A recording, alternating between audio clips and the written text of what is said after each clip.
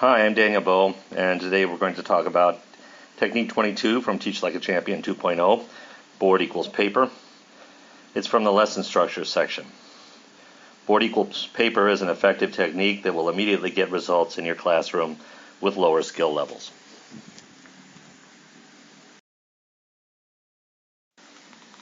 Next time you observe a class at the high school or college level, take a minute to observe what students write in their notes. Do they systematically record the key ideas from the class? Do they leave the class with a record of the proceedings that allows them to revisit the ideas days, weeks, or even years later? Perhaps some do. I have a colleague who can still tell me what we said about each classroom we visited during a series of school visits in 2004. But many students will produce a haphazard series of scrawls scattered across the page. Their notes will be all but useless to them later. Unlike my colleague, I never learned, or more important, practiced, an intentional system of note-taking as a student. Teachers just assumed students knew how to take notes and would do a credible job. To this day, I find this enduring weakness to be one of the biggest drags on my productivity at work.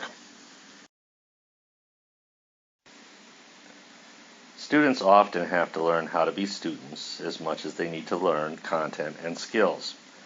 And the processes and practices of being a student must be assimilated by modeling.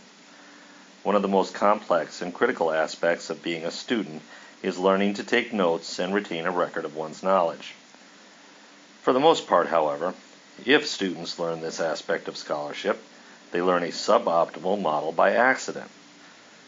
To model good note-taking more deliberately, expecting students to track what you are writing on the board and record it diligently in their notes is the right starting point, hence the name of the technique. Board equals paper.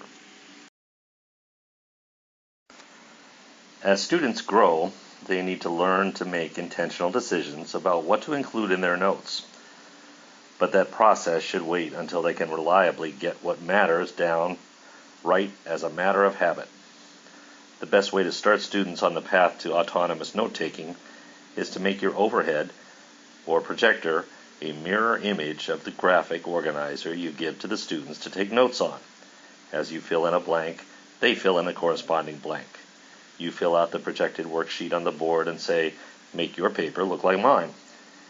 Even as students earn more autonomy, having your overhead match the format in which they are taking notes allows you to model what note-taking, one of the most important skills for any student, should look like.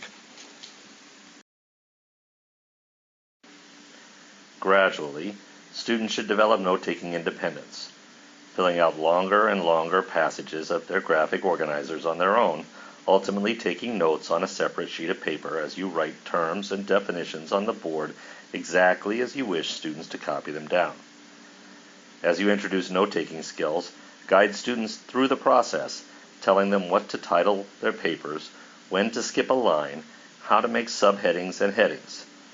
When they can do this reliably, you can gradually begin to divest yourself of responsibility for exact phrasing and let students own even that. But know that it may take years before students are ready to own full responsibility for such a critical piece of the process. Thank you for watching this presentation on Technique 22, Board equals paper.